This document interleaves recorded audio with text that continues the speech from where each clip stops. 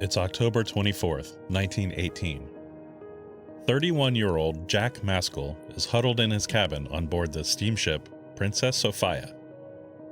A native of Manchester, England, he had been working as an entertainer in Dawson City, in the northern reaches of the Yukon Territory. He booked passage south on the Princess Sophia, the first leg of a long journey home to marry his fiancée, Miss Dorothy Burgess.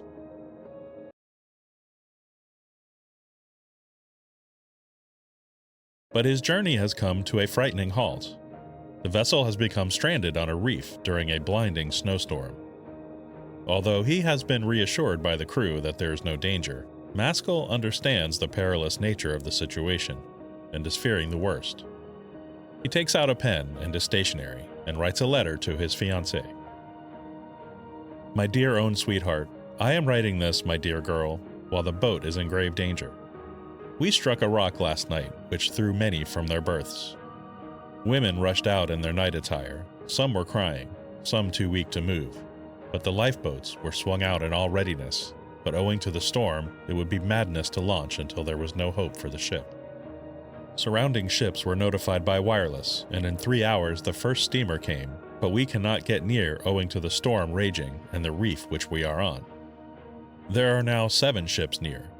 When the tide went down, 2/3 of the boat was high and dry.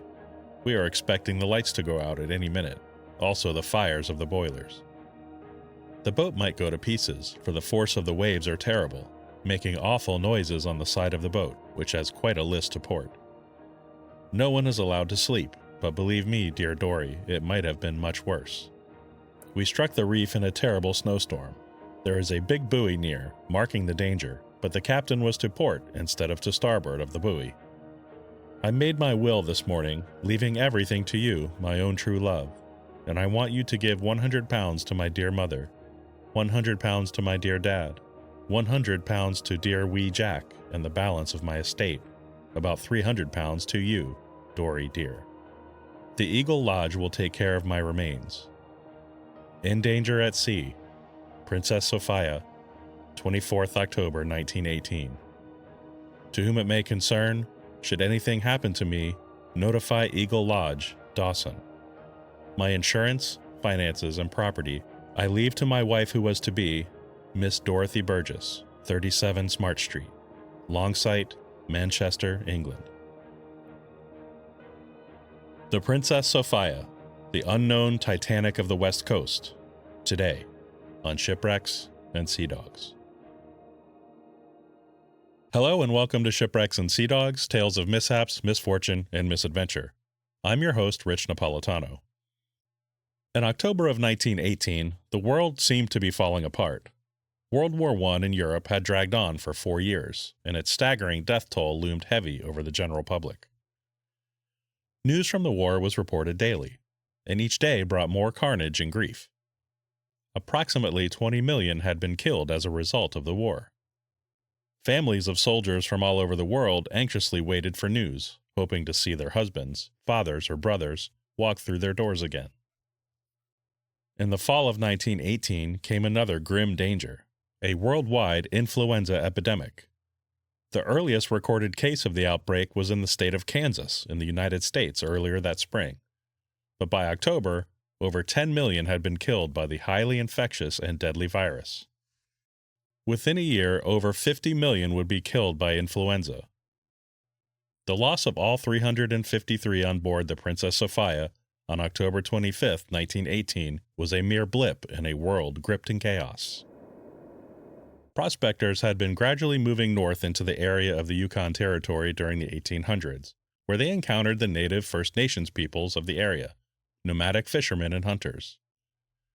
The emergence of Dawson City in 1896 was a direct result of the Klondike gold rush of 1896 to 1899, after gold was found by a First Nations man named Quiche, who was also known as Jim Mason, or Skookum Jim. While he is generally credited with the discovery of gold in the region, it was American prospector George Carmack who registered the original claim at Rabbit Creek, now named Bonanza Creek. Dawson City is at the confluence of the Yukon and Klondike rivers, making it a convenient location to the gold fields. As news of the discovery spread south to what locals call the outside, a stampede of prospectors headed north to the Klondike area. An estimated 100,000 attempted the journey, but the inherent difficulties of traveling to the area resulted in only about 30,000 reaching it. Nevertheless, within a year, all of Bonanza Creek had been claimed by prospectors. With the gold rush came demand for accommodations, saloons, brothels, housing, restaurants, and shops, and Dawson City flourished. Reliable transportation routes to the Klondike area were also needed, resulting in the formation of the boomtown of Skagway and its sister town of Dyea across Lynn Canal. These settlements transformed from scattered tent campgrounds to fully fledged cities within months. Most of the prospectors took the cheapest and most direct route. This was considered the poor man's route. Prospectors took ships along the Inside Passage, north between the mainland and the complex web of Alaskan islands along the coast. Prospectors disembarked from ships at these ports and trekked the difficult overland passages of Chilkoot Trail and the White Pass Trail to the headwaters of the Yukon River. These were incredibly difficult passages as prospectors had to haul all of their gear over the Coast Range Mountains. Hypothermia, disease, suicide, and starvation were not uncommon. Using pack animals was not possible on the steep Chilkoot Trail, and men often overloaded their pack animals on the also difficult White Pass. The remains of more than 3,000 horses lie at the bottom of Dead Horse Gulch. Although just 35 miles from Skagway to the Yukon River, the total distance walked was over 500 miles, as travelers marched back and forth, hauling their supplies a little at a time and winding around the mountain passes. Once they arrived at the lakes forming the headwaters of the river, they either built homemade boats or purchased one to float the remaining 500 miles north to Dawson City. Others chose the shorter but much more difficult glacier routes from Yakutat and Valdez. This was a treacherous and unpredictable journey. Many became lost or suffered from snow blindness. Those who could afford it took what was called the rich man's route. This all-water voyage sailed around to western Alaska and sailed up the Yukon River to Dawson City. This was by far the easiest route, but also much more expensive. At its height, Dawson City boasted a population of 18,000, but the boom of the Klondike gold rush was brief, and it began a steady decline, as did Skagway. The port of Dyea withered away completely and disappeared. Discovery of gold in Nome, Alaska prompted a large departure of its miners in 1899, but those who remained often went outside for the winter months, going south to Vancouver, Victoria, Seattle, or other locations. Year after year, fewer and fewer returned, and by 1918, Dawson City's population dropped to roughly 800 and was just a shadow of its former self. By October of 1918, the last ships were leaving Skagway for southern ports. The last ship was scheduled to leave Skagway for the outside on October 23rd before the Big Freeze. Anyone who waited as long as possible to leave the north booked passage on the Princess Sophia. Built by Beau McLaughlin and Company at Paisley, Scotland, she was named after Princess Sophia Matilda of the United Kingdom, hence the British pronunciation of Sophia rather than Sophia. She was part of the Princess Fleet of 6 coastal liners purchased by Canadian Pacific Railroad, or CPR, and launched on the 8th of November 1911. These liners were designed to provide passenger and cargo service to the more remote locations of the Pacific Northwest, along the Inside Passage of British Columbia and Alaska. She was a steel double-hulled steamship with a length of 245 feet, a beam of 44 feet, and a gross weight of 2,320 tons. Her single-screw triple-expansion engine could provide propulsion up to 14.5 knots. She was not luxurious, but still a comfortable, well-appointed ship. Her original service route was primarily between Vancouver and Prince Rupert, but in 1913, she was assigned to take biweekly trips between Vancouver and Skagway. With a capacity of 166 first-class passengers and 84 second-class passengers, she quickly became a favorite. She was sturdy enough to withstand the harsh weather of the Pacific Northwest, but agile enough to navigate the channels of the Inside Passage. On October 23, 1918, the Princess Sophia departed Skagway at 10:10 p.m., 3 hours behind schedule, on her last voyage of the season. The ship was packed full of luggage and cargo, including 24 horses, 5 dogs, and $132,000 in gold ingots. 353 people were on board, including miners, government officials, employees, businessmen, families, and newly recruited soldiers heading to war.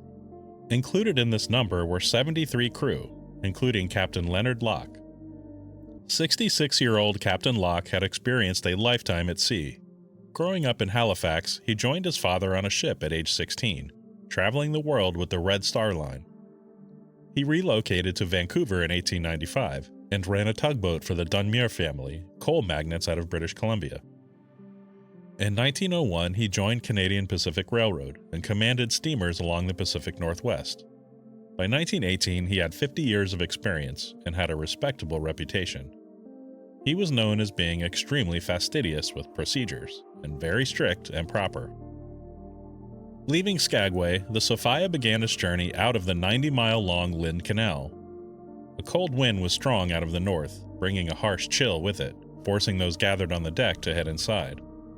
As the passengers settled in, children were put to bed and adults gathered in the ship's saloon to socialize and talk business. At 11 p.m., as the ship passed Battery Point, the weather turned for the worse. A blinding snowstorm enveloped the ship, and the winds came whipping south over the mountain peaks. The water boiled with frothy whitecaps, and visibility was quite poor. But Captain Locke continued on, being 3 hours behind already. He had faced worse than this, and he knew these waters well. The inside passage was typically much calmer than the open ocean, but strong winter storms out of the north were common and could come up without warning. Despite the rough seas, the Princess Sophia steamed ahead at full speed. It passed through the 7-mile-wide channel of Berners Bay, but Locke knew the narrower Favorite Channel was ahead, on the approach to Juneau. It was 2.5 miles wide, and he would have to proceed with caution through the channel between Poundstone Rock and Lincoln Island, but for the time being, he kept the ship at full speed. The only obstacle to be concerned with was Vanderbilt Reef. This is about a half-acre of flattened rock and is the tip of a 1,000-foot underwater mountain from the base of Lynn Canal. At low tide, it is about 12 feet above the waterline, but at high tide it might be just barely visible, or not visible at all if the seas are crashing hard over it. It is 2.5 miles from the eastern shore and 4 miles from the western island shore. In 1918, a small red and black buoy marker was anchored at the southern tip of the reef, which was highly visible during the day, during good visibility, and virtually impossible to see at night with poor visibility. Captains and pilots often used Point Sherman as a point of reference, located about 15 miles to the north of Vanderbilt Reef. Using this reference, they could set their bearing and be sure to stay in the channel. In poor visibility, the ship's whistle would be sounded and the seconds counted until hearing the echo. This technique seems incredibly unreliable and archaic today, but it was used when needed, often successfully.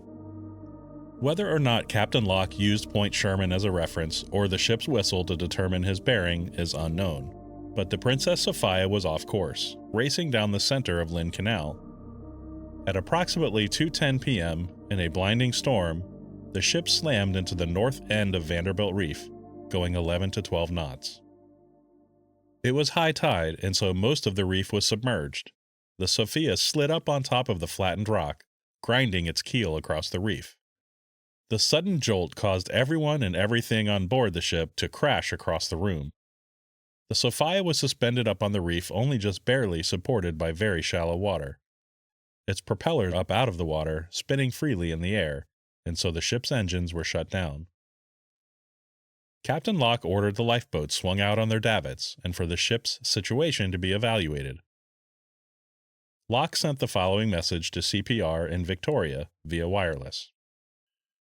Princess Sophia ran on Vanderbilt Reef, Lynn Canal, 3 o'clock.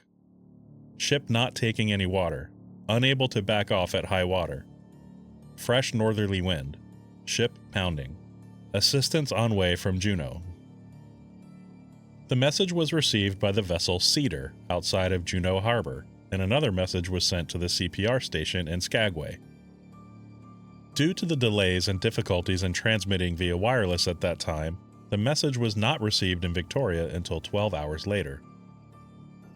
Passengers were concerned, but orderly, and generally remained calm. Although there was a terrible impact with the reef, injuries were few. Captain Locke told the passengers that the ship was not taking on water and assured them he would be able to move the ship off the reef when the water rises. At 4:45 a.m., Locke received a message from Juneau, informing him that the vessels Estebeth, Amy, Lone Fisherman, and Peterson were all on their way to his location. This was calming news for the passengers, but Locke believed all of those vessels were too small to perform a rescue in such violent seas. At 9:00 a.m., the Peterson arrived, commanded by Captain Cornelius Stidham. The sound of its whistle was a welcome relief. The Peterson approached within about 75 yards of the Sophia and used a megaphone to communicate with Captain Locke. Stidham was told to stand by and wait for high tide, when the lifeboats would be launched. Stidham kept his vessel nearby and waited. As the passengers waited, anxiety began to set in as they realized their rescue was not certain. The Estebeth arrived next, and its captain, James Davis, observed the Sophia was almost fully out of the water, despite it being just past high tide. He communicated with Locke as well, and Locke assured him the ship was securely in place, wedged in a cradle on the reef.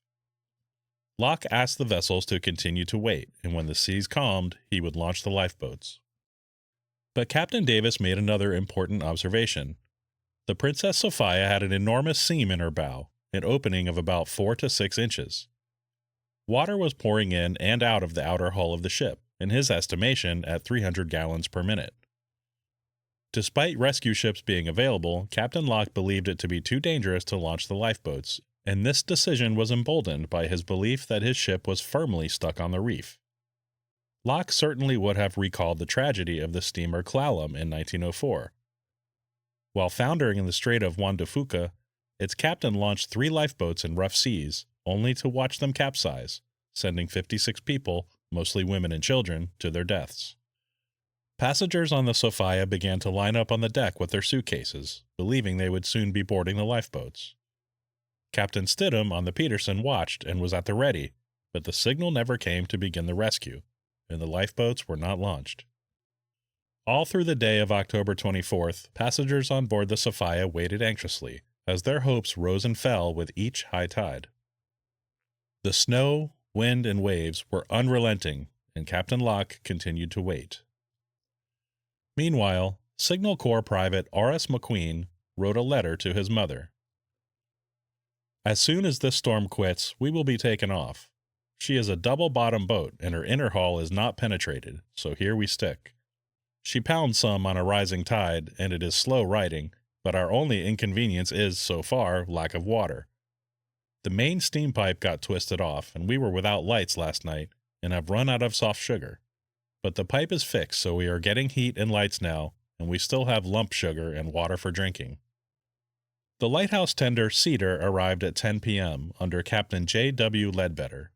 He ordered searchlights on the Sophia to check on her condition, and he agreed with Captain Locke that it would be impossible to safely launch the boats. The fishing schooner King and Wing under Captain J.J. Miller was also on scene, and diligently circled the Sophia throughout the night. Communications from CPR headquarters to coordinate rescue efforts were plagued by problems and delays. Messages to Juneau repeatedly failed, either due to weather or other interference. But CPR agent Frank Lowell in Juneau had made arrangements to house all of the occupants of the Princess Sophia. It was difficult to find lodging for over 300 people. However, he found beds for them at numerous hotels, boarding houses, and even private homes. If all on board could be evacuated, there would be a safe place for them to go. 8 rescue vessels were in the area on the morning of October 25th. Still, there was no sign of the weather improving, and in fact, it continued to worsen throughout the day. The Cedar attempted to anchor about 500 yards from Vanderbilt Reef in order to shoot a breeches buoy using a Lyle gun to the Sophia, but her anchor would not hold in the strong current, and the effort was abandoned. Waves crashed into the Sophia with a relentless fury. Passengers became increasingly frightened as the ship scraped against the reef and was heaved up and slammed down again.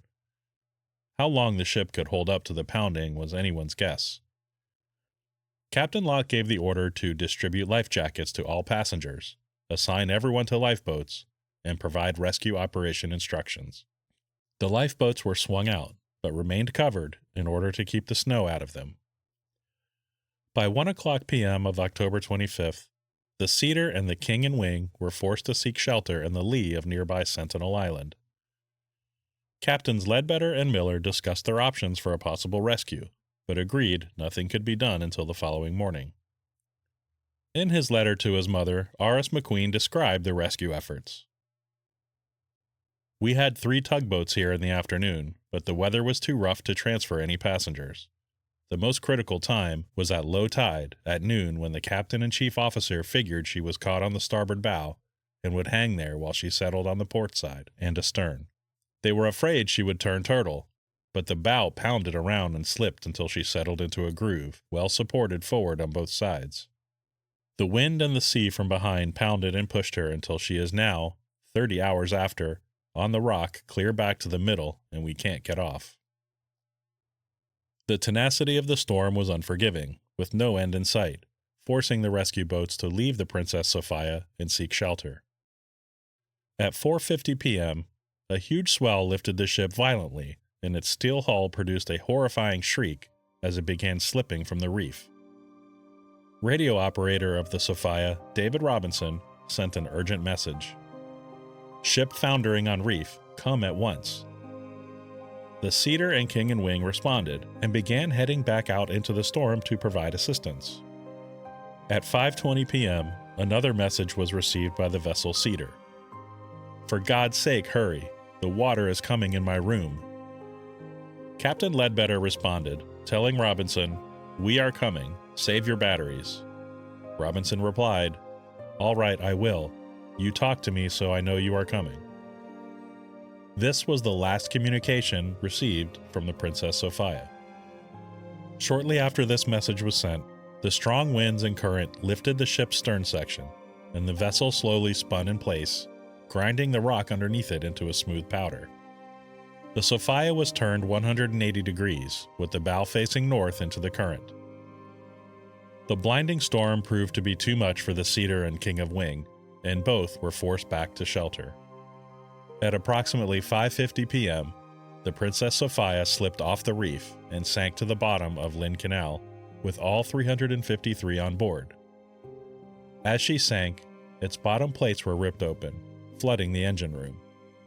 There were no survivors. Watches later found on the victims had stopped at 5:50 p.m. Finally, at 9:00 a.m. the following morning, October 26th, the weather broke enough for the rescue vessels to return to Vanderbilt Reef. The Cedar, King and Wing, and other vessels arrived, but the men were stunned to see the ship was gone from its perch on the reef. All that could be seen was the top 40 feet of the ship's foremast above the surface of the water. Captain J.W. Ledbetter of the Cedar wired a message to Juneau. No sign of life, no hope of survivors. The rescue vessels began the sad duty of retrieving bodies that had floated to the surface, with CPR offering $50 for every body found. After several hours of searching, a few oil-covered bodies were recovered before weather forced them to pause. Over the coming weeks and months, more bodies were recovered along the Alaskan coast, some up to 30 miles away. Within days, divers searched the wreck of the Sophia. What they found indicated she sank quickly and unexpectedly, with many being unprepared. Children were found still tucked in their beds, and adults were found fully dressed in the saloon, halls, cabins, and washrooms. Some had life jackets and seemed prepared, but about 100 people were found below deck, still in their cabins. Passenger James Kirk of Dawson City was found tied to a younger man by the wrists in an apparent effort to save him. Newspapers called him the most heroic man of the Sophia wreck. Crewman Frank Goss survived the sinking of the ship and used a lifeboat to make it to shore, only to die from exposure during the night.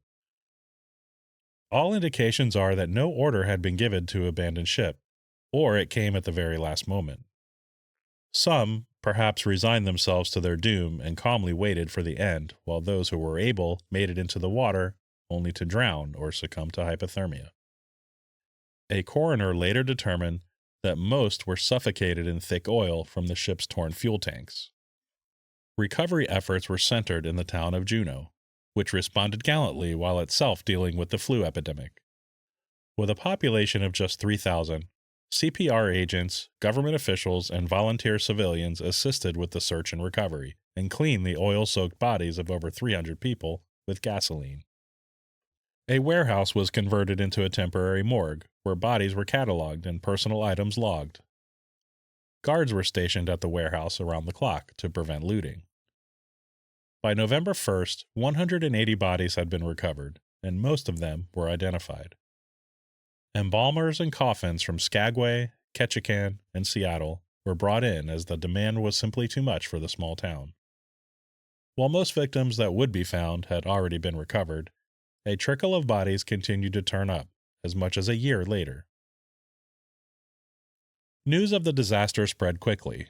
On October 28th, the Toronto Globe published a story with the headline, "Worst Marine Tragedy on the Pacific Coast." In Glasgow, headlines read, "Terrible Disaster at Sea, Princess Sophia Lost." The news hit the families of the victims hard, especially in Dawson City. Its residents originally received news that the steamer was grounded, but perfectly safe. Then, on October 26th, news came that the ship had foundered, and all were lost. 126 residents of Dawson City died on the Princess Sophia, about 16% of its population. This was a devastating loss for the small community.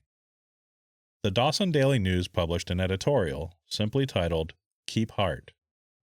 A portion of the column reads, "Few tragedies indeed take at one fell stroke such a heavy percentage of those so well known in a community." 156 of the recovered bodies were shipped south for burial, 62 to Vancouver, 25 to Victoria, and the remaining to Seattle and the surrounding area. The bodies were transported on the Princess Alice, and it arrived in Vancouver on November 11th. Earlier that day, the end of the Great War was announced. It was Armistice Day, and the public filled the streets in celebration.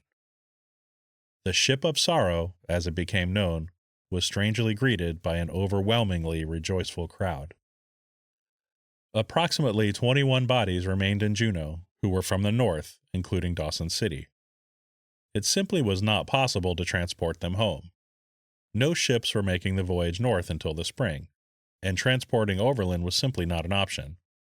Instead, they were buried locally in Juneau, at Evergreen Cemetery. The body of Signal Corps Private Horace McQueen was found, along with his letter to his mother. He was buried at Sitka National Cemetery in Sitka, Alaska. Jack Maskell, whose letter you heard at the top of this episode, was also found, along with his letter to his fiancée Dorothy. He was buried at Mountain View Cemetery in Vancouver, British Columbia. The body of Captain Leonard P. Locke was never found. An investigation into the sinking of the Princess Sophia was launched January 6, 1919. The actions of Captain Locke were the focus of the inquiry, particularly his decision to run at full speed, during a storm, in poor visibility. His decision not to launch the lifeboats also came under fire. Testimony from the captains and crew of the various rescue vessels were mixed. Some believed there may have been an opportunity or two to launch the lifeboats, while others believed at no time was it ever safe to do so. CPR officials vigorously defended the actions of Captain Locke. The ship's log was never found, and no evidence existed to explain how the ship veered off course. Ultimately, no blame was assigned to Captain Locke or anyone else. The inquiry submitted its findings, entitled "Report to the Marine and Fisheries, Ottawa," which stated the Princess Sophia was lost due to, quote, "perils of the sea." Workers' compensation claims were filed against CPR by the families of the crew, but those were dismissed as the accident happened in Alaskan waters. The Act of British Columbia, which provided workers' compensation claims, only applied within the province. But this decision was overturned in an appeals court, and each crew member's family was awarded a small pension of up to $3,500 from CPR, depending on each family's circumstances, in monthly installments. A total of $83,000 was paid out in exchange for an agreement not to sue the company. CPR also paid an additional $78,000 for funeral expenses for the victims. Civil lawsuits were filed in United States courts against CPR, with attorney William Martin representing the families of 225 victims. The case was heard in Seattle in front of Judge Jeremiah Netterer. Martin argued that the officers of the Princess Sophia were not qualified, incompetent, and were alcoholics and drunk on the night of the accident. He alleged that most of the crew consisted of boys and men who were rejected for service in the Army. Much emphasis was also placed on Captain Locke's carelessness and subsequent failure to evacuate the passengers from the ship. CPR's lawyers denied these allegations and submitted a petition to dismiss the case on the grounds of limited liability. In September of 1921, after extensive testimony, Judge Netterer gave his decision.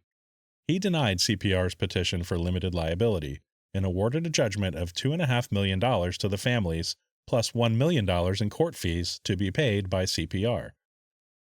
Judge Netterer wrote, "Ordinary care on the part of the lookout and moderate speed would have prevented the catastrophe."